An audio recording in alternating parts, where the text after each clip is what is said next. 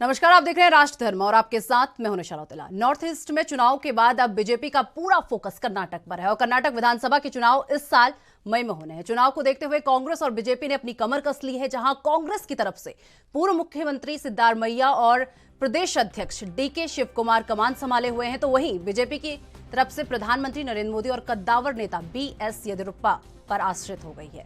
BJP केंद्रीय नेतृत्व चाहता है कि बीएस येदियुरप्पा आगामी विधानसभा चुनाव में केंद्रीय भूमिका में रहे, लेकिन पिछले ही दिनों 80 वर्षीय येदियुरप्पा ने चुनावी राजनीति से संन्यास की घोषणा कर दी है। और आपको बता दें कि बीएस येदियुरप्पा कर्नाटक में बीजेपी की मजबूरी भी है, क्योंकि प्रदेश में पार्टी की जमीनी स्तर से खड़ा करने के साथ ही वो 4 बार मुख्यमंत्री रह चुके हैं। वहीं बात अगर आम आदमी पार्टी की कर ली जाए तो कर्नाटक में चुनावी मैदान में आम आदमी पार्टी उतर चुकी है और कर्नाटक में एक सभा को संबोधित करते हुए सीएम अरविंद केजरीवाल ने कहा कि कर्नाटक में आम आदमी पार्टी की सरकार बनी तो लोगों को फ्री बिजली मिलेगी और किसानों का लोन माफ कर फसलों पर एमएसपी दी जाएगी। इसके अलावा हर युवा को रोजगार मिलेगा और रोजगार मिलने तक 3-3 हजार रुपए बेरोजगारी भत्ता दिया जाएगा। अब देखना बड़ा दिलचस्प होगा कि कौन किस पर भारी पड़ता है।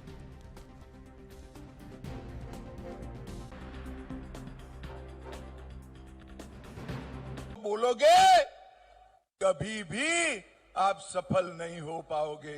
मुझे बताओ भाइयों, माताओं, बहनों, ऐसी मोदी जी के लिए अब शब्द उपयोग करने वाली कांग्रेस पार्टी को वोट देना चाहिए क्या? जोर से बोलो, देना चाहिए क्या? मैं कहता हूं आप सभी को इस संदेश को कल्याण कर्नाटक के घर घर तक पहुंचाइए, जो विकास की बात नहीं करते हैं और समग्र दुनिया में भारत का यशोगान बढ़ाने वाले प्रधानमंत्री जी के लिए मरने की कामना करते हैं, ऐसे लोगों को राजनीति में जगह नहीं देनी।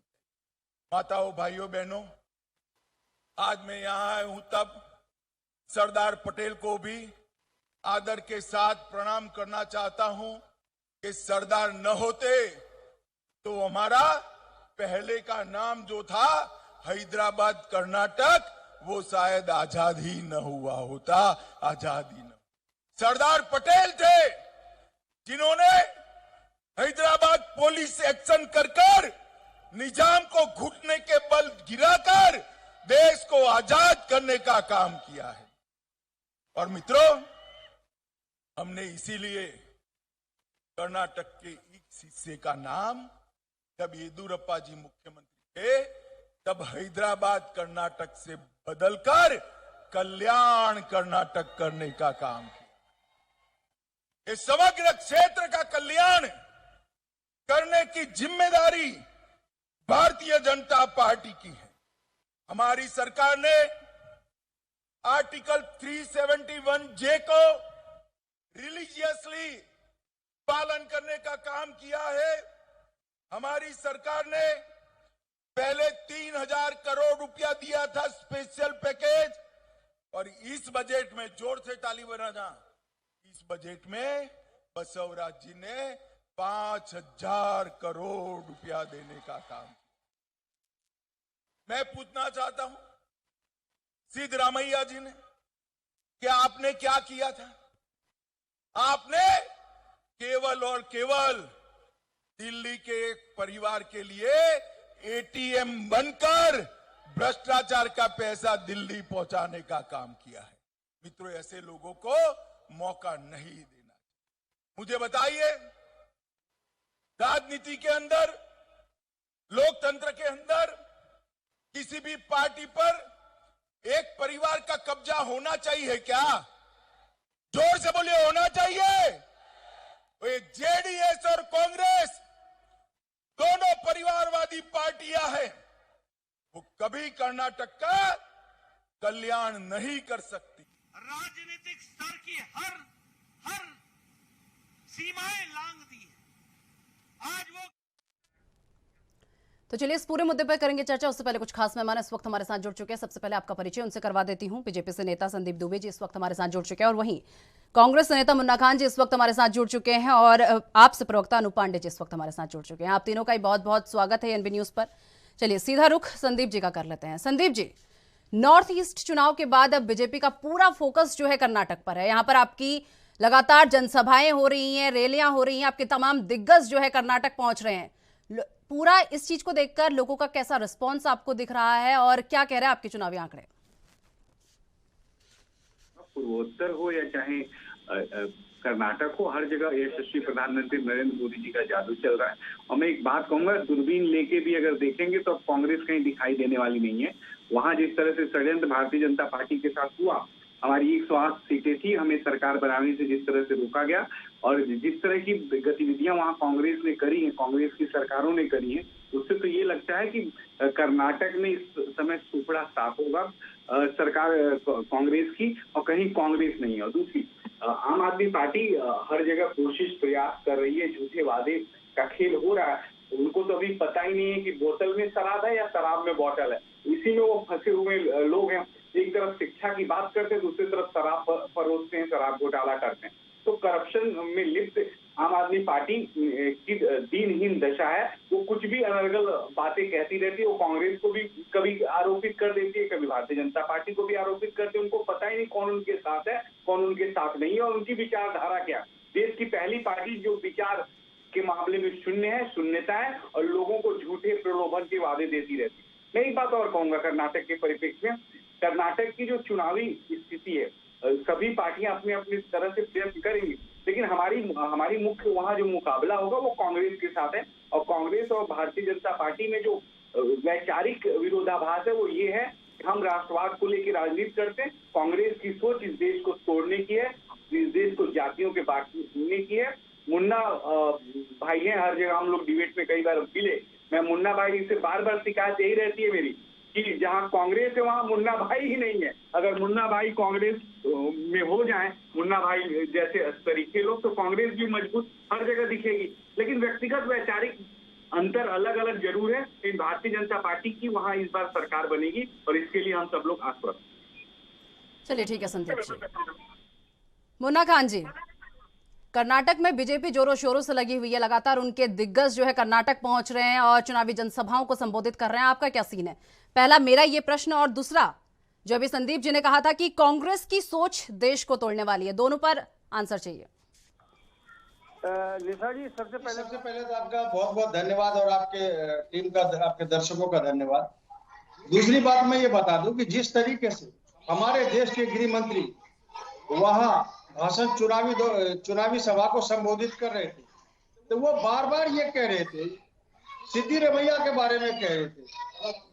बहुत अफसोसजनक बात है कि उन्होंने येदियुरप्पा का नाम नहीं लिया, उन्होंने रेड्डी ब्रदर्स का नाम नहीं लिया, उन्होंने वहाँ जो करप्शन चल रहे हैं, वहाँ पे जो 40% की कमीशन खोरी बीजेपी के द्वारा हो रही है, उनका नाम नहीं ले रहे। ये बहुत ही आश्चर्यजनक लगता है कि वहाँ पे हमारे देश के गृह मंत्री अमित शाह जी संबोधन कर रहे थे। अमित शाह जी बार बार कह रहे थे कि ये इस बार हमारी सरकार बना दो, हम यहाँ से करप्शन मुक्त करेंगे, रोजगार लाएंगे। किसी ने उसे कान में कहा भाई सरकार आपकी है, आप करप्शन आप भूल रहे हो, तो बाद में वो करे नहीं दोबारा से सरकार बनाओ तो फिर मैं युवाओं को रोजगार दूंगा, करप्शन मुक्त। लेकिन ये इससे ये जाहिर होता है कि हमारे देश के गृह मंत्री अमित शाह जी को कर्नाटक के बारे में ABCD कुछ भी जानकारी नहीं है। जिस तरीके से वहाँ रेड्डी ब्रदर्स के कब्जे है, कमीशन खोरी है, येदियुरप्पा चर्चित है घूसखोरी में, और 40% की जो कमीशन ली जा रही है बीजेपी नेताओं के द्वारा, तो मैं समझता हूँ अभी उनको उनका संज्ञान लेना चाहिए कि एक ठेकेदार के 40% कमीशन की वजह से एक ठेकेदार आत्महत्या कर लेता है, उसमें एक बीजेपी नेता का नाम आता है, लेकिन उस पर कोई कार्रवाई नहीं होती। 164 कंपनियां बंद है वहां, उस पर कोई सूद नहीं लिया जा रहा। वहां आए दिन युवा बेरोजगार है, उनकी सूद नहीं लिया जा रहा। पलायन की जो वहां व्यवस्था थी, जो कहा था सरकार ने कि हम पलायन रोकेंगे, आज वो पलायन नहीं रुक रहा। आज वहां के युवा विदेशों में जा रहे हैं, आज वहां के युवा रोजगार ढूंढ रहे हैं, आज वहां के युवा परेशान है, वहां के किसान परेशान है, वहां पे महिलाएं परेशान है, वहां जो कवि है, कवि के ऊपर अत्याचार हो रहे लेख लिखने पे कि आप बीजेपी के खिलाफ एक शब्द भी नहीं लिख सकते। तो इस तरीके से शाह और शहंशाह की जोड़ी देश को चलाना चाहती है और राज्य को चलाना चाहती है, तो मैं समझता हूँ कहीं ना कहीं लोकतंत्र की हत्या है। मैं आपको बता दूं निशा जी, भारत माता की लोकतंत्र माँ माँ कहा जाता है लोकतंत्र को, भारत माँ का माँ है लोकतंत्र। आज उस लोकतंत्र के साथ बीजेपी के द्वारा खिलवाड़ हो रहा है, उसे निचोड़ा जा रहा है, उसे मरोड़ा जा रहा है, उसे तोड़ा जा रहा है। तो कहीं न कहीं अब लोगों को संज्ञान लेना चाहिए। अब मैं समझता हूँ जिस तरीके से अभी कर्नाटक में चुनाव है, 3 महीने का टाइम बचा है और एमएलए के घर से 8 करोड़ रुपया मिलते हैं, वो एमएलए का बेटा 40 लाख रुपया के घूस लेते रंगे हाथ पकड़ा जाता है। इस पे हमारे देश के गृह मंत्री खामोश हो जाते, एक शब्द नहीं कहते। हमारे देश के प्रधानमंत्री एक शब्द नहीं कहते, हमारे देश के वित्त मंत्री एक शब्द नहीं कहते। संदीप जी ध्यान से सुन लीजिए, अभी जवाब दूंगी आपसे। एक शब्द, सारा का सारा हमला एक शब्द नहीं कहता। और ये कहते हैं भारत तोड़ने की बात कांग्रेस करती है। मित्र, हमारे भारत जोड़ने की बात सदियों पुरानी इतिहास गवाह है कि कांग्रेस ने की। चलिए ठीक है, बहुत गिना दी बीजेपी की कमियां। अब अपना सीन भी बता दीजिए मुन्ना खान जी। 3 प्रधानमंत्री ने जिन्हें हत्या, उनकी हत्या हो गई, उन्होंने अपनी बलिदान दिए, उनकी कुर्बानियां इस देश के अंदर शामिल है, इस मिट्टी में उसके लहू है, ताकि एकता बना रहे, आपसी भाईचारा स्वार्थ बना रहे। अरे ये कहावत है कि मैं तुम्हारे रामायण की रक्षा मैं करूं, मेरे चलिए ठीक है मुन्ना खान जी, चलिए ठीक है, बहुत गिना दी ना बीजेपी की खामियां गिना दी और हमने सुन ली और उन्होंने संदीप जी ने भी सुन ली है, अभी जवाब देंगे। पहले अपना सीन गिनवा दीजिए, क्या है ये तो तैयारियों में लगे हैं, आपका क्या सीन है?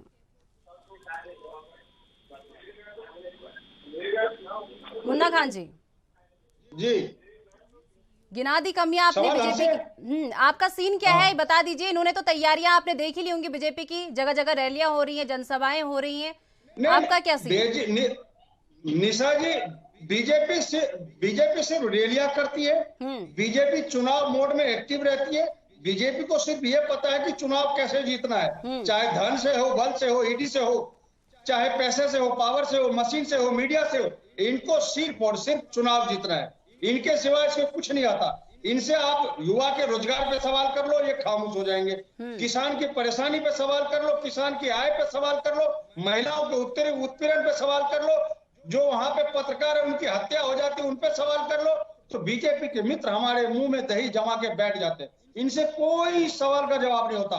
हाँ, ये 3-4 सवाल है जिन पे फटफट जवाब देंगे, वो है शमशान, कब्रिस्तान, हिंदुस्तान, पाकिस्तान।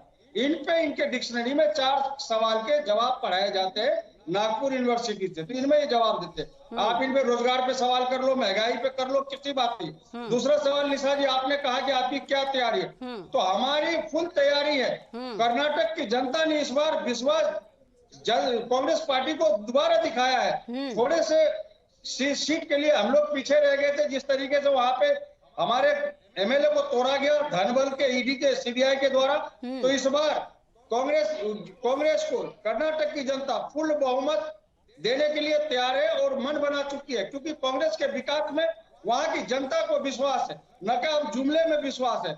वहां की जनता कह रही है बहुत हो गई जुमले की मार, इस बार नहीं चाहिए बीजेपी की सरकार। हम इस बार तो आई है, हवा आई है, क्योंकि कांग्रेस दोबारा इस बार लाई है, तो कांग्रेस सरकार वहां बनेगी और वहां के जनता ने मन बना रखा है। और मैं वहां के जनता को धन्यवाद देना चाहता हूं कि 5 साल के आपके जो उत्पीड़न का हिसाब 3 महीने बाद आपको देना है।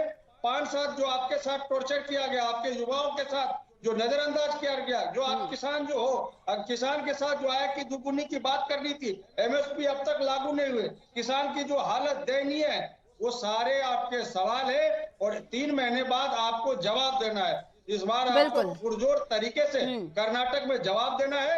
चलिए ठीक है मुन्ना खान जी, ठीक है, वापस आपके पास लौटूंगी। मुन्ना खान जी वापस आपके पास लौटूंगी। संदीप जी अपने जवाबों के साथ तैयार रहना, लेकिन अभी रुख सीधा अनूप पांडे जी का कर लेते हैं, वो भी हमारे साथ जुड़ चुके हैं।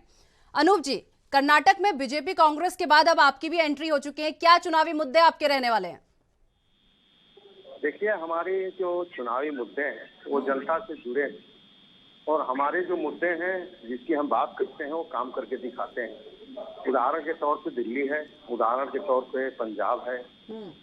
हम मजबूती के साथ कर्नाटक भी लड़ रहे हैं। छत्तीसगढ़ में आज हमारे अरविंद केजरीवाल जी और भगवंत मान जी दोनों आए, बहुत बड़े जन सैलाब उमड़ा यहाँ पे, क्योंकि भारतीय जनता पार्टी और कांग्रेस पार्टी दोनों दल जनता को बुनियादी। चलिए अनूप पांडे जी, थोड़ा देर आपको यहाँ पर रोकना चाहूंगी, फिलहाल वक्त हो चुका है छोटे से ब्रेक का। ब्रेक के बाद फौरन हाजिर होते हैं।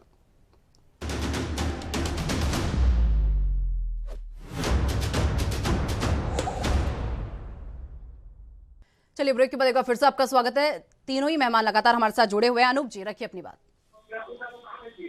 जी, आज हमारे मुख्यमंत्री जी छत्तीसगढ़ आए थे। छत्तीसगढ़ की जनता ने यहाँ नारा लगा दिया कि पंजाब बदली, दिल्ली बदले, सब बदल दो छत्तीसगढ़।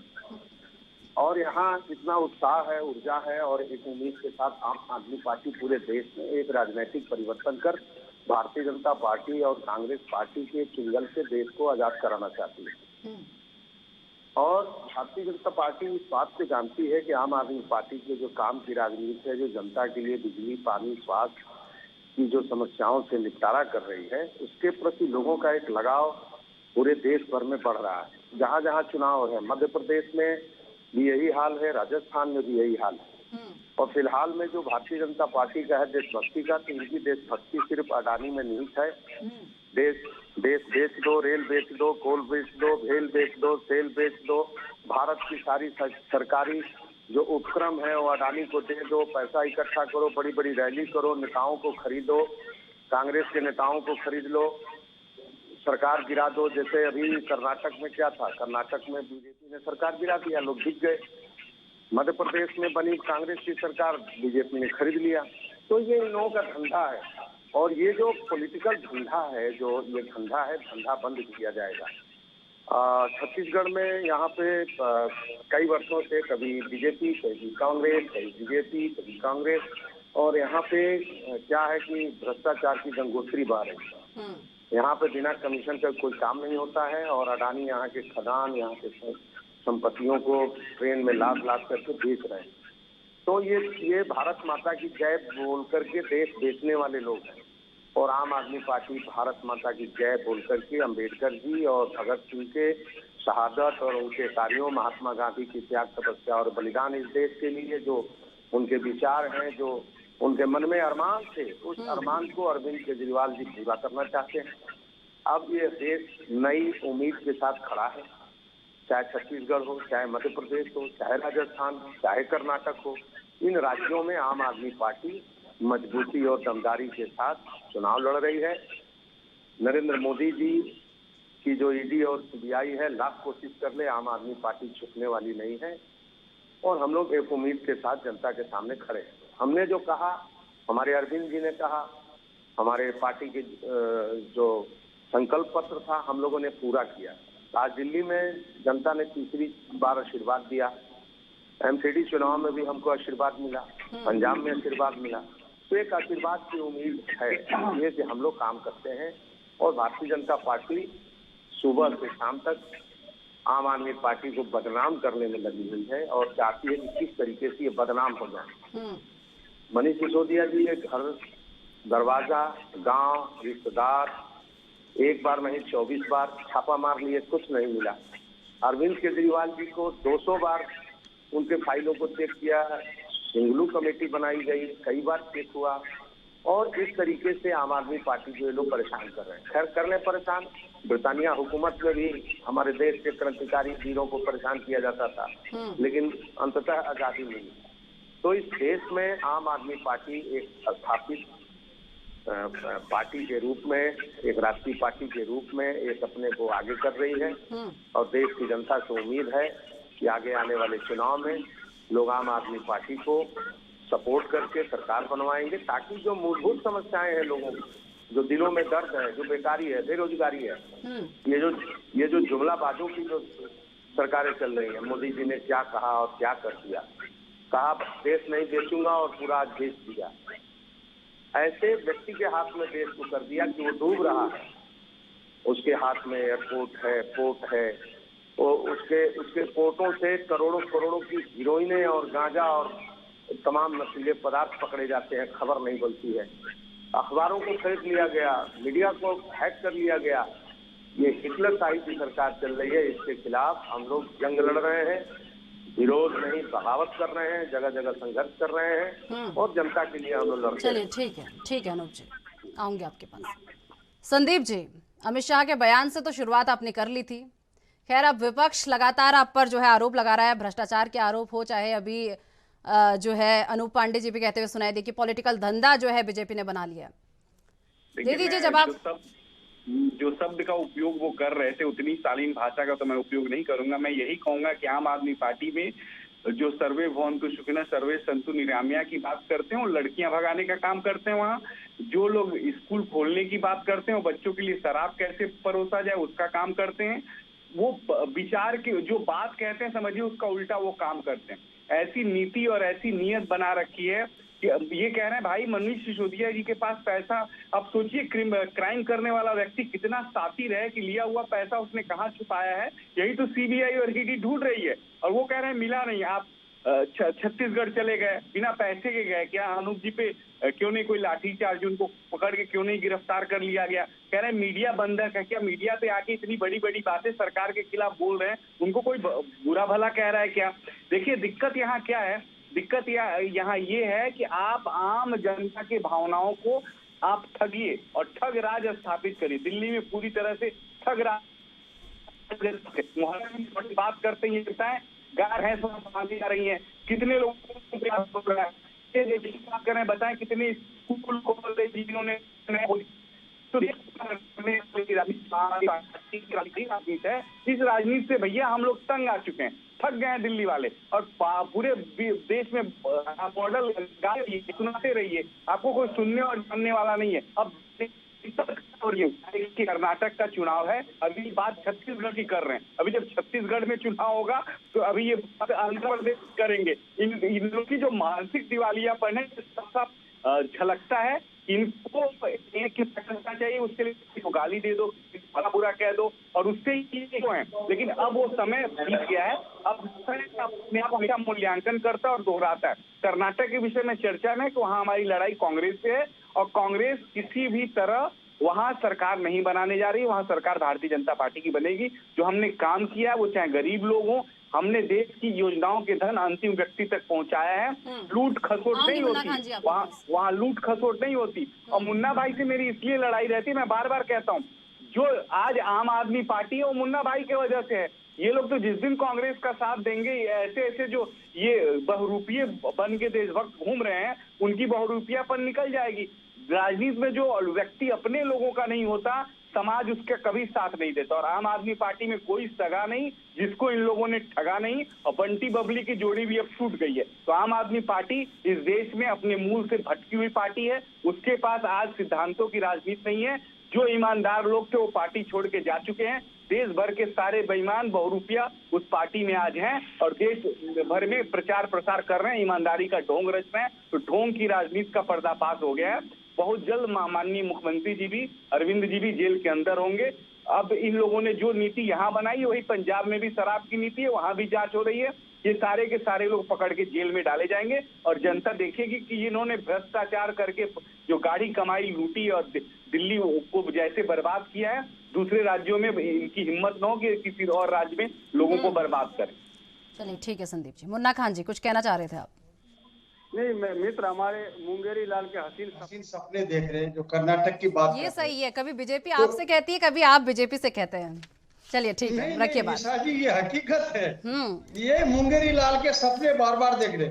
इन्हें पता है, बहुत अच्छी तरह पता है। मैं मित्र का बहुत सम्मान करता हूँ, डिबेट में कई बार साथ है। इनको पता है जो हकीकत है, वहाँ जनता विरोध कर रही है। कर्नाटक की जो भी जनता है विरोध कर रही है, युवा भी विरोध कर रही, किसान भी विरोध कर रहे और महिलाएं भी विरोध कर रहे। और जो पत्रकार भाई बंधु थे जिनकी हत्या हो गई थी, बीजेपी खामोश थी, वो उनका भी विरोध जारी है और युवाओं का विरोध जारी है, किसान का विरोध जारी है। तो विरोध पुरजोर है कर्नाटक के अंदर भारतीय जनता पार्टी का। तो इस बार भारतीय जनता पार्टी की सरकार कहीं से कहीं तक बनती नहीं दिखती। हाँ, हसीन सपने बेचने, ये क्या है निशा जी? ये लोग सपने के सौदागर है, सपने भरपेट बेचते हैं।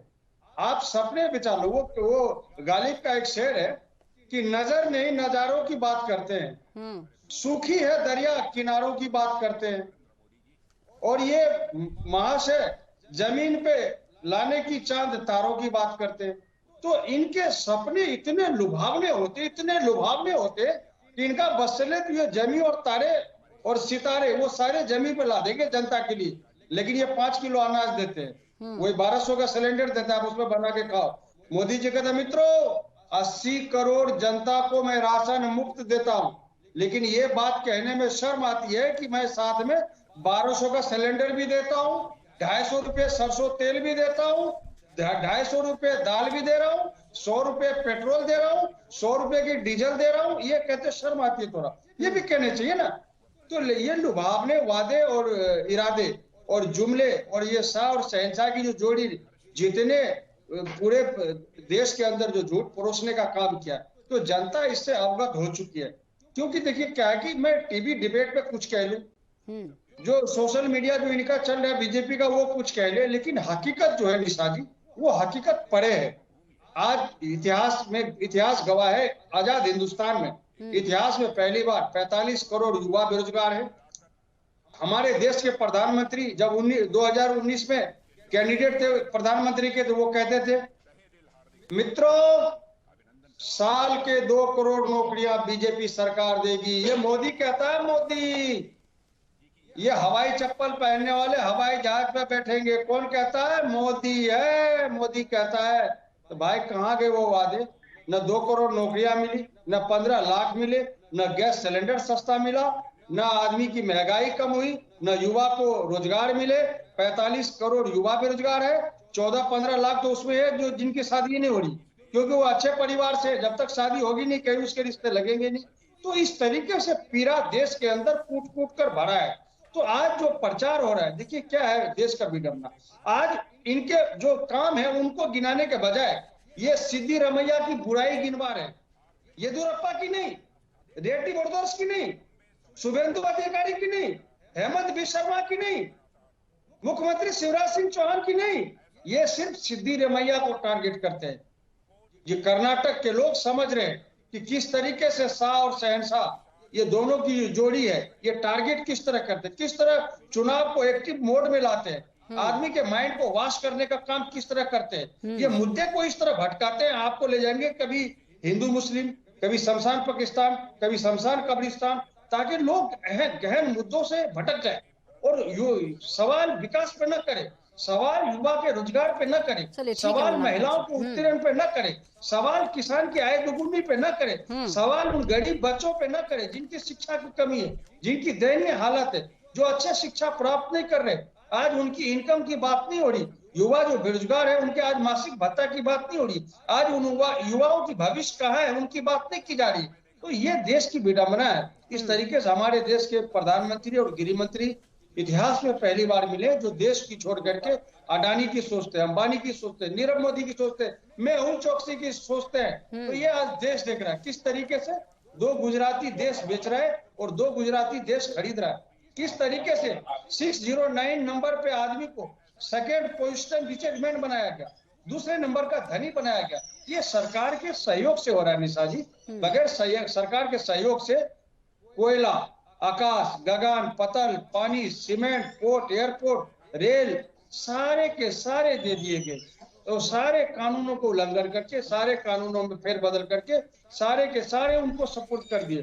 तो ये जो ये स्क्रिप्ट है यहाँ से नहीं लिखी गई। ये स्क्रिप्ट में निशा जी एक लाइन बच रहा है, ये स्क्रिप्ट गुजरात से लिखी गई थी। गुजरात के अंदर वो आपने गाना सुना होगा कि पैसा पैसा पैसा। तो अनूप जी आ रही हूँ आपके पास, आ रही हूँ अनूप जी आ रही हूँ। नरेंद्र मोदी जी से मिलने जाते थे तो अडानी जी नरेंद्र मोदी जी को कहते थे पैसा। चलिए ठीक है मुन्ना खान जी, तो मोदी जी कहते थे चलिए मुन्ना खान जी, समय का अभाव है। मुन्ना खान जी पैसे की लगा दूं ढेरी, एक बार केंद्र में सरकार बन तो जाए मेरी। चलिए मुन्ना खान जी, समय का अभाव है, आऊंगी आपके पास। अनूप जी पूरे सिस्टम अडानी के ऊपर निछावर कर दिएगा मोदी जी। मोदी जी ने कहा जान भी मुन्ना खान जी, मान भी तुम हो और मान भी। मुन्ना खान जी ठीक है, आऊंगी आपके पास। मुन्ना खान जी आऊंगी आपके पास। अनूप जी ये आरोप लगा रहे हैं कि आम आदमी पार्टी के ऊपर तमाम इन लोगों ने आरोप लगाया।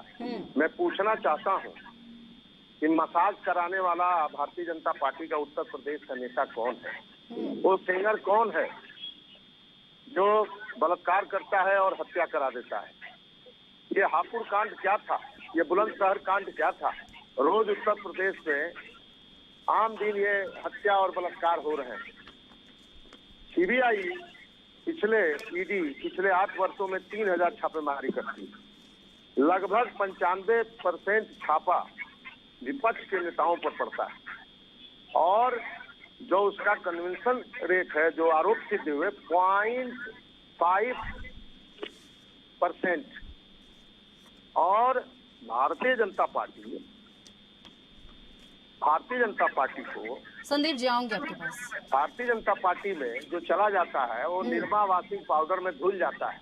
यही हेमंत बिश्व शर्मा, जो भारतीय जनता पार्टी रोज चिल्लाती थी कि भ्रष्टाचारी हैं, करोड़ों का घोटाला इन्होंने किया है, इनके ऊपर कार्रवाई होनी चाहिए, आज वो भारतीय जनता पार्टी के हीरो बने हैं। तो भारतीय जनता पार्टी में जो चला जाता है, शुभेंदु अधिकारी चले गए तो वो वॉशिंग पाउडर निरमा हो गए। तो भारतीय जनता पार्टी ने जो वादा किया था, हम तो साफ साफ कहना चाहते हैं, पूछना भी तो इधर उधर की बात क्यों करता है, तो साफ साफ पता नहीं है कारवां कहाँ जा रहा है, देश कहाँ जा रहा है।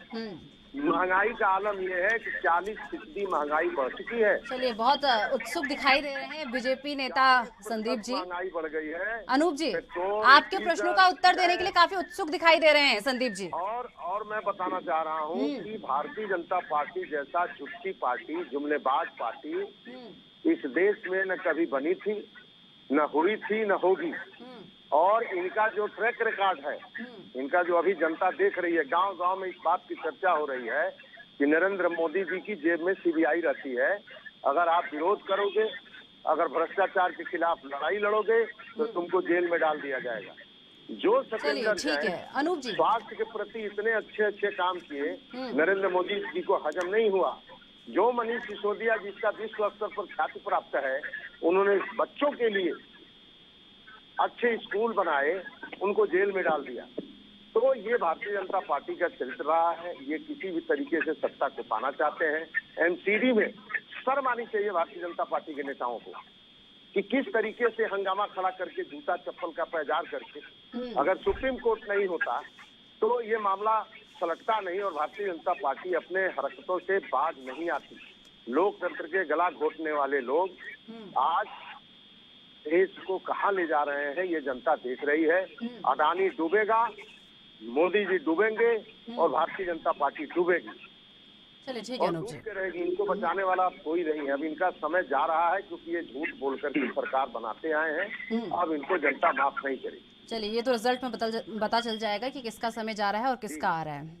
संदीप जी, क्या आप जब आम आदमी पार्टी से इनका आमना सामना हुआ है, ये पराजित हुए हैं और ये पराजित होंगे। ठीक है जी। संदीप जी, पहले तो जवाब दे दीजिए और उसके बाद फिर एक सवाल मैं फिर करूंगी। पहले आप जवाब दे दीजिए।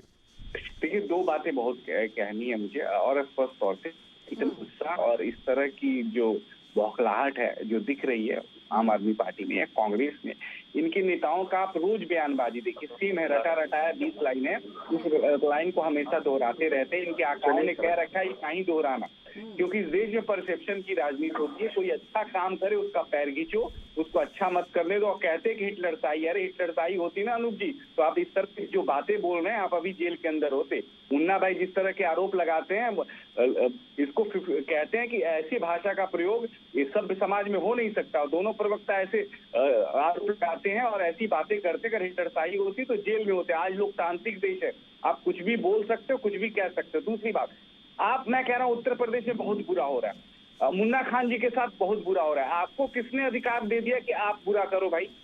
हैं, आप शिक्षा में अच्छा करो तो मनीष जी को शिक्षा में, अगर मनीष जी अच्छा कर रहे हैं तो उनको मनीष जी को शिक्षा में अच्छा करने के लिए थोड़ी सीबीआई उठा के ले गई है। अरे भैया, बच्चों को 1 गेट 1 फ्री दिल्ली के अंदर जाके अगर 1 गेट 1 फ्री इसके लिए ले गई है। कोई मोहल्ला नहीं जहाँ एक जादू की दुकान नहीं खुली, जो पॉलिसी आपने उसके लिए ले गई है। तो देश से ज्यादा मत बहस करिए। दूसरी बात, आप जी जरा बात, माफिया शराब जहरीली पिला करके अरे भैया गुजरात में जान ले लिए, बिहार में जान ले लिए, उत्तर प्रदेश में भैया हम इस तरह की डिबेट नहीं करते, इस तरह की डिबेट नहीं करते। कर्नाटक पे डिबेट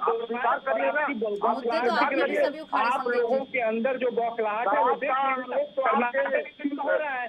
जनता ठीक है अनूप जी, रखने दीजिए बात। अनूप जी आऊंगे आपके पास। अनूप जी के अंदर यही है, विपक्ष इतना बौखलाया हुआ है, कुर्सी के बगैर रह नहीं सकता। हर समय गाली गलौज और अनर्गल बातों का प्रयोग कर रहा है। तो इससे पूरा विपक्ष इस भारत को अभी नहीं मिला। ये पार्टी भारत के लिए ऐसी पार्टी होना, जनता जो है, जनता इनको चुनाव में हमेशा सबक सिखाती है, जवाब देती है। फिर भी ये उठ के खड़े हो जाते हैं। ठीक है क्योंकि हम संदीप जी, कर्नाटक ठीक है, से बात ठीक है, कर रहे हैं, ठीक है। Come to the point. Karnataka से एक भी बात आम आदमी के प्रवक्ता ने नहीं करा। अभी झारखंड चले गए थे, कुछ दिन पहले यूपी आए हैं। अभी क्या होता है ना, साल भर में जो खाका तैयार किया जाता है ना चुनाव के टाइम पे, वो प्रस्तुत होता है एक एक कर, वही चीज यहाँ पर भी हो रही है। ठीक है संदीप जी, ठीक है, ठीक है। अरे भाई, अनूप जी आऊंगी आपके पास। अनूप जी, अनूप जी, मेरी हो जाने दीजिए।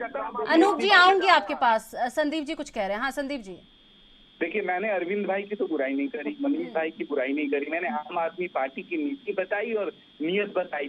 और हमारे बड़े भाई जो अनूप पांडे जी हैं, आम आदमी पार्टी के नीति और नियत के लिए जनता बैठी है ना संदीप जी, नीति और नियत के लिए जनता बैठी है। हमारे पर नेताओं के बारे में इन्होंने गुणगान, इनको तो देख के लगता है कि भाई ये तो सबसे बड़े अर्जन से धुले हुए लोग हैं। और इन्होंने वो काम किया कि देश को कैसे गुमराह कर रहे हैं। इनके एजुकेशन मिनिस्टर एजुकेशन के मामले में जेल नहीं गए ना, सीबीआई उठा के लेके। इनके एजुकेशन मिनिस्टर शराब घोटाला हुआ है, शराब। अच्छा ठीक है संदीप जी, ठीक है, ठीक है। तो ये चलिए कर्नाटक, आप कर्नाटक की बात कर रहे थे, चलिए कर्नाटक में हमने काम किया है। कर्नाटक अपनी सरकार बनाएंगे चलिए, और वहाँ ठीक है। आम आदमी पार्टी 2% अच्छा, ठीक है, संदीप जी। मैं आज आपको कहता हूँ अनूप जी, जिस सरकार अगर आपने कर्नाटक में काम किया है संदीप जी, अगर आपने कर्नाटक में काम किया है तो क्यों आपको 80 रैलियों की जरूरत वहां पर पड़ गई? क्यों 74 जनसभाएं आप वहां पर कर रहे हैं? क्यों 150 रोड शो आपके वहां पर हो रहे हैं? ये भी बता दीजिए फिर। इतनी तैयारी की जरूरत क्या पड़ गई आपको कर्नाटक में? संदीप जी, इतनी तैयारी, आप मेरे काम कर रहे हैं। अगर आपने काम किया होता, आप अपना इमेजिन कीजिए, आपकी लिस्ट जो निकल के सामने मैं आपको बता रही हूँ, आपकी लिस्ट देखिए, 74 जनसभाएं आपकी हो रही हैं, रोड शो आपके हो रहे हैं, 150 रोड शो आप कर रहे हैं। इतनी जरूरत क्यों पड़ गई संदीप जी? अच्छा, अनु भाई बोलिए कि मैं दोबारा बोलता हूँ, थोड़ा 2 मिनट देखिए। हमारे पास आम सरकार ने जो काम किया उसको जन जन तक पहुंचाने का यही चुनाव एक सबसे अच्छा सर्वोत्तम समय होता है। हर पार्टी अपना बेहतर देती है, प्रदर्शन करती है। मेरे पास मोदी जी हैं, मेरे पास अमित शाह जी हैं, तो इसमें विपक्ष को क्या दिक्कत हो रही है? क्योंकि नेता तो भारतीय जनता पार्टी की है ना। भारतीय जनता पार्टी अपने नेताओं से काम कर रही है। यहाँ कोई नेता भी नहीं, यहाँ सब कार्यकर्ता होते हैं। और वंदे मातरम से के नाम पे सारा जीवन, सर्वोच्च जीवन राष्ट्र और समाज के लिए थे। तो लोग काम कर रहे हैं, अपनी पार्टियों की बात पहुंचा रहे हैं, जिसमें कौन सी बुरी बात है? कांग्रेस को किसने रोक रखा है? आम आदमी पार्टी को किसने रोक रखा है? लेकिन वो लोग तो सिर्फ श्रापते रहते हैं कि मोदी ऐसा, मोदी वैसा, हमारी सरकारों को श्राप रहते हैं। आप खुद कैरेक्टर देखिए ना इस देश में, क्या कैरेक्टर और बौखलाहट देखिए इन लोगों ने जिस तरह से समय का अभाव है संदीप जी। ठीक है, चलिए ठीक है। मुन्ना खान जी, नुकसान हुआ और ये इसको पुरस्कार नहीं कर रहे हैं। हाँ चलिए ठीक है। मुन्ना खान जी,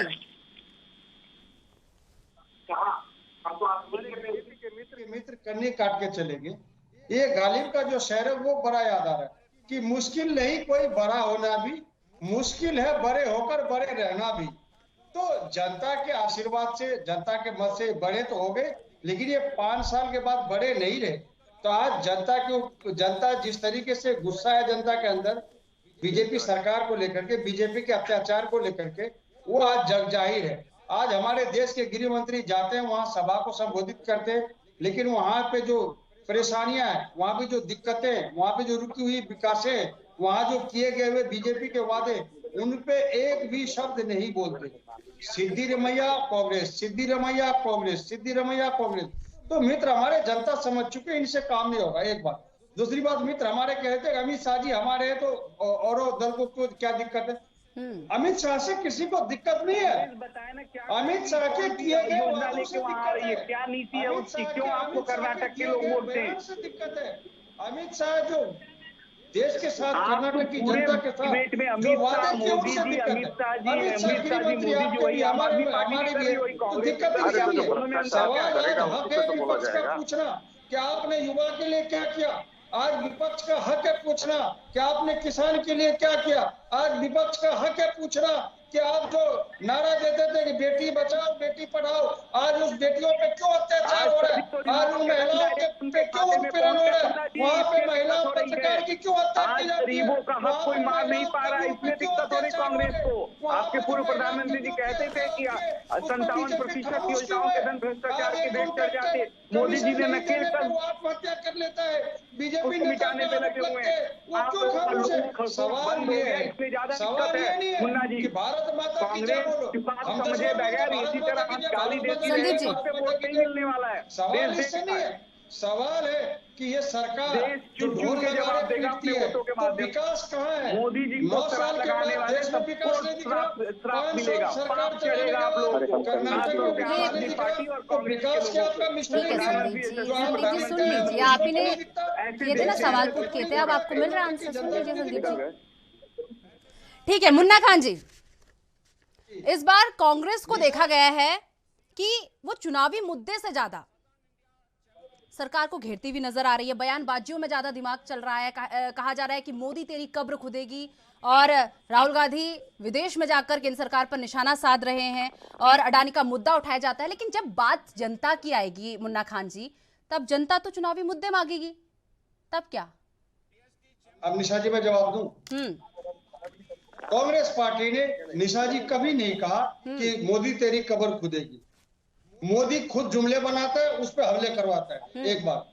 दूसरी बात, विदेशों में जाकर के राहुल गांधी जी ने कभी भी देश की बदनामी नहीं की, देश की बुराई नहीं की। ये शुरुआत 2014 के बाद हमारे देश के प्रधानमंत्री नरेंद्र मोदी जी के द्वारा की गई। उन्होंने बार बार कहा कि 70 साल में कांग्रेस के विकास नहीं हुए। तो भाई ये एयरपोर्ट क्या मामा की जेब में लाया कोई?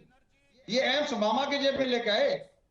ये इतने जो रेल के जो जाल बिछे, जो पटरियां बिछी, एम्स बने, हॉस्पिटल बने, जो इंफ्रास्ट्रक्चर खड़े हुए, जो सेनाएं बनी, ये क्या कोई मामा के जेब से ले आए क्या दिल्ली के अंदर या पूरे देश के अंदर? ये विकास सिर्फ कांग्रेस ने किया। आज यही लोग, जो लोग कांग्रेस, चलिए मुन्ना खान जी, थोड़ी देर आपको रोकना चाहूंगी, तो चलिए फिलहाल वक्त हो चुका है एक छोटा सा ब्रेक का। ब्रेक के बाद फौरन हाजिर होते हैं।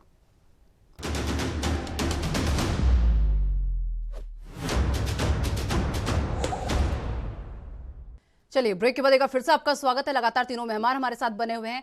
मुन्ना खान जी, 2018 के आंकड़ों को अगर मैं आपके सामने रखूं तो बीजेपी के पास 104, कांग्रेस के पास 78, जेडीएस के पास 37, अन्य के पास 3। कितना फेरबदल देखने को मिलेगा इस बार? नहीं, इस बार कांग्रेस की सरकार पूर्ण बहुमत से बनेगी, क्योंकि कांग्रेस की सरकार बनने के बाद जिस तरीके से बीजेपी ने वहां धन बल का और एटैची के द्वारा जो प्रयोग हुआ, एटैची लेकर के इनके विधायक घूमते थे विधायक तोड़ने के लिए, तो ये कर्नाटक की जनता ने देखा है। तो इस बार ऐसा नहीं होगा। कर्नाटक की जनता ने मन बना लिया है कि इस बार कांग्रेस को पूर्ण बहुमत से कांग्रेस की सरकार बनाएगी, ताकि वो क्षेत्र का विकास हो, युवा का विकास हो, किसान का विकास हो, और जो महिलाओं पे अत्याचार है वो रुके। वहां पे पत्रकारों पे हमला हो जाना, कवियों पे हमला हो जाना, लेखकों पे हमला हो जाना, अगर एक लेख बीजेपी के खिलाफ भी आप लिख दो तो रात पे सीबीआई पहुंच जाते हैं, कोई अधिकारी पहुंच जाते हैं, पुलिस पहुंच जाती है कि भाई अरेस्ट किया जाता है, आपने ऐसे किया, आपने ऐसे किया। तो आज देश अलग ही दिशा में जा रहा है। तो ये वहाँ शिक्षित लोगों की तादाद ज्यादा है। मैं आपको बता दूं, वहाँ जो प्लान का मुद्दा है वो रुकना चाहिए था। 5 साल कार्यकाल के बाद, बीजेपी सरकार के बाद आज तक वहाँ प्लान का मुद्दा नहीं रुका। 5 साल में वहाँ प्लान की तादाद बढ़ गई। वहाँ के जो युवा है वो आज विदेश ज्यादा जाने लगे, तो वहाँ रोजगार जो थी वो कम होने लगे। 163 फैक्ट्रियां बंद हो गई, कई वहाँ पे संस्थाएं बंद हो गई, कई उद्योग बंद हो गए, जो रोजगार का स्रोत था, जो रोजगार देने में सक्षम था। तो बीजेपी के कमीशन खोरी से वो बंद हो गई, बीजेपी के अत्याचार से बंद हो गई। वहां पे अभी हमारे देश के गृह मंत्री अमित शाह जी भाषण दे रहे थे, तो बीच में नारा लग रहे थे कि 40% की सरकार, तो बीच से आवाज आ रही थी नहीं चलेगी, नहीं चलेगी। तो ये अभी वहां प्रचलन चल चुका है कि 40% कमीशन खोरी कर्नाटक के अंदर बीजेपी के द्वारा की जाएगी, चाहे वो बीजेपी के विधायक के बेटे के पास 8 करोड़ मिला हो, चाहे किसी कॉन्ट्रैक्ट से बीजेपी नेताओं के द्वारा वसूला गया हो। तो ये सारे खेल चल रहे वहां पे, और ये खेल इसलिए चला जा रहा है क्योंकि पैसा बीजेपी को इकट्ठा चाहिए, ताकि वो धन और बल का इस्तेमाल करके चुनाव में प्रयोग करे। तो आपने देखा होगा हमारे देश के सर्वोच्च न्यायालय ने चुनाव आयोग पे भी अभी टिप्पणी की है। उन्होंने कहा है कि चुनाव आयोग पारदर्शिता तरीके से काम नहीं कर रही। मैं समझता हूं कि चुनाव आयोग को पारदर्शिता तरीके से काम करने चाहिए। इसलिए अब जो चुनाव आयोग की नियुक्ति होगी उसके अंदर हमारे देश के प्रधानमंत्री और विपक्ष दल के नेता और 2-3 जन सीजीआई होंगे शामिल, उसके बाद नियुक्ति होगी। तो वो भी चाह रहे कि जो नियुक्ति होगी सीबीआई की जो संस्था है, इस तरीके से चुनाव आयोग की नियुक्ति हो, ताकि चुनाव जो हो पारदर्शिता हो और लोकतंत्र की हत्या होने से बचे और लोकतंत्र जिंदा हो, तभी हमारे मान और सम्मान बचे रहेंगे, हमारी आस्थाएं बची रहेगी, हमारे विश्वास बचे रहेंगे और हमारे युवा के विश्वास बचे रहेंगे, किसान के विश्वास बचे रहेंगे, महिलाओं के मान सम्मान बची रहेंगे। चलिए ठीक है। अनूप पांडे जी, कर्नाटक में आपको बड़ा झटका लगा हुआ है। आपके नेता भास्कर राव जो हैं बीजेपी में शामिल हो गए हैं और भास्कर राव ने तो ये भी कहा है कि आप में पारदर्शिता की कमी है। देखिए, भास्कर राव जी पारदर्शिता की कमी देख रहे हैं। भास्कर राव जी पर कितना दबाव होगा वो भास्कर राव जी से आप पूछिए। मैं बता तो रहा हूँ, अगर आम आदमी पार्टी में जो लोग हैं उनको जब तंग किया जा रहा है, ये संकट का समय है और ये अघोषित लोकतंत्र है जहाँ पे ईडी और सीबीआई का दुरुपयोग कर सत्ता में बने रहने की जो कवायद की जा रही है कि अगर कोई पैसे से नहीं आ रहा है तो फिर ईडी और सीबीआई लगा के उसको ले आओ। तो इस तरीके से जो लोकतंत्र चल रहा है ये ज्यादा दिन तक चलने वाला नहीं है। इस देश में एक परसेप्शन बनता जा रहा है कि भाजपा जिसको चाहती है जेल में डाल देती है। तो ये देश की जनता देख रही है, देश की जनता आशीर्वाद जिसको देगी उसकी सत्ता आएगी। कब तक ये करते रहेंगे? कब तक ये जबरदस्ती लोगों को ईडी और सीबीआई से धमका करके राजनीति करते रहेंगे? कभी तो सूरज निकलेगा। तो हम लोग संघर्ष कर रहे हैं, लड़ रहे हैं इनके कुरीतियों के खिलाफ और इनके नकली जो देशभक्ति है उसके खिलाफ, और हम लोग लड़ेंगे। अभी अरविंद केजरीवाल जी ने कहा कि आह्वान किया पूरे देश के सामाजिक और अच्छे लोगों से, हर दल के लोगों से, भाई ऐसा नहीं है कि भाजपा में अच्छे लोग नहीं है, कांग्रेस में अच्छे लोग नहीं है, ऐसा नहीं है, आप आइए और एक बदलाव किया जाए। चलिए ठीक है। अनूप पांडे जी, बड़ी खुशी की बात है कि छत्तीसगढ़ में बहुत सारे वर्कर जो भारतीय जनता पार्टी के लिए कांग्रेस के काम कर रहे थे, बहुत सारे वर्कर शामिल हुए और आगे भी संपर्क हम लोग साध रहे हैं कि कम से कम इन लोगों को, जो इन लोगों की दुकान है भाजपा और कांग्रेस की, इसको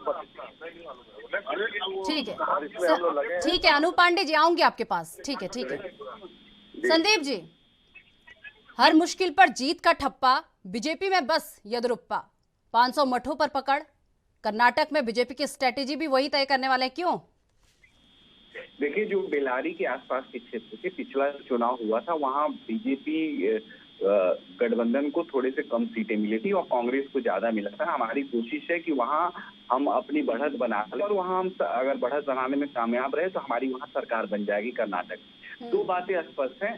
देखिए, ये लोग मोदी जी भ्रष्टाचार मिटाते हैं, भ्रष्टाचारियों को जेल में डालने की बात करते हैं, ये लोग मोदी जी को मिटाने की बात करते हैं। मोदी जी आम जन के योजनाओं को गरीब जनता तक पहुंचाने की बात करते हैं, ये मोदी जी को भ्रष्ट और बुरा भला कहने का काम करते हैं। और मैं आपको आश्वासन देता हूँ, जो गंदे लोग हैं वो बकारी हैं, इसलिए सभी पार्टी के लोगों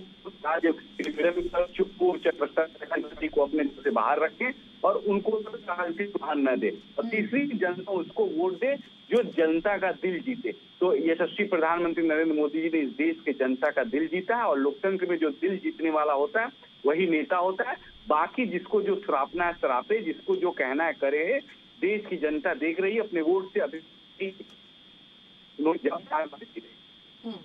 चलिए ठीक है। मुन्ना खान जी, पीएम मोदी ने कर्नाटक में कहा कि खड़गे सिर्फ नाम मात्र के अध्यक्ष हैं और दुनिया जानती है कि रिमोट कंट्रोल किसके हाथ में है। मुन्ना खान जी, प्रधानमंत्री जी निशा जी प्रधानमंत्री जी ने बहुत ऐसी बातें कही और प्रधानमंत्री जी वो कह दे रहे। तो जो आदमी 1976 से ब्लॉक अध्यक्ष से शुरुआत करके आज एक कांग्रेस पार्टी के राष्ट्रीय अध्यक्ष बने हुए, अगर कर्नाटक का एक दलित का बेटा अगर कांग्रेस का राष्ट्रीय अध्यक्ष बना हुआ है तो प्रधानमंत्री जी को पीड़ा नहीं होनी चाहिए। और ये जहां तक रिमोट की बात है तो ये रिमोट कंट्रोल आरएसएस के द्वारा प्रधानमंत्री चल रहे। प्रधानमंत्री जी का रिमोट कंट्रोल आरएसएस दफ्तर में है, वहां से चले। तो जो रिमोट कंट्रोल से चलेंगे तो वो रिमोट कंट्रोल की ही बात करेंगे। अगर रिमोट कंट्रोल से चलना होता फिर गांधी परिवार से अध्यक्ष बनते। ये बार बार यही बात कह रहे। एक बात, दूसरी बात, बाजाबता चुनाव हुआ है, हमारे यहाँ राष्ट्रीय अध्यक्ष का चुनाव होता है, इसमें रिमोट कंट्रोल की बात कहाँ गई? रिमोट कंट्रोल तो वहां चलेंगे जहाँ नागपुर के दफ्तर से पर्ची आएगी और यहाँ नॉमिनेट हो जाएंगे कि राष्ट्रीय अध्यक्ष नड्डा जी है। तो आज नड्डा जी पूरे देश के अंदर खड्डा कर चुके हैं और ये बीजेपी के अंदर खुद इसकी एक राय मत नहीं है और बीजेपी के अंदर खुद ये स्वीकृत नहीं है कि जेपी जी राष्ट्रीय अध्यक्ष बने रहे। वो तो शाह और शहनशाह के चलिए दबाव ठीक है है। मुन्ना खान जी, कि समय बीजेपी का अभाव के है। लोग संदीप नहीं दुबे जी छोड़ 30 सेकंड में आखिरी लास्ट कमेंट आप रखिए। मैं सिर्फ कहूंगा, हम सबके अच्छे और बुरे कर्म से हमारा राष्ट्र प्रभावित होता है। हम लोग किसी दल किसी पार्टी में हो, अच्छा काम करें और देश और समाज की चिंता करें। व्यक्तिगत लाभ। चलिए ठीक है, अनूप पांडे जी 30 सेकंड में अपनी बात रखिए। अनूप पांडे जी, मुन्ना खान जी 30 सेकंड में अपनी बात रखिए। मैं यही तो कह रहा हूँ, आपने उस टाइम हमारी बात पूरी नहीं होने दी थी। ये हमारे प्रधानमंत्री जी ने बहुत ऐसे शब्द कहे, बहुत ऐसे जुमले बोले, बहुत ऐसे वाक्य बोले, बहुत ऐसे वादे भी किए, लेकिन आज देश को ये पता लग गया कि हमारे देश के अंदर पहली बार, इतिहास में पहली बार देश को ऐसा प्रधानमंत्री मिला है जो झूठ बोलने में माहिर है, जुमलेबाजी में माहिर है, वो गप देने में माहिर है। जिन राज्यों में जाते हैं मित्रों, 35 साल का अनुभव इस राज्य में हमारे। चलिए ठीक है मुन्ना खान जी, ठीक है। संदीप दुबे जी, मुन्ना खान जी, अनूप पांडे जी, आप तीनों का बहुत बहुत धन्यवाद। आप हमारे साथ जुड़े और इस पूरे मुद्दे पर आपने हमारे साथ चर्चा की। फिलहाल मेरे साथ राष्ट्र धर्म में बस इतना ही। देश दुनिया की तमाम बड़ी खबरों के लिए देखते रहिए एएनबी न्यूज़। नमस्कार।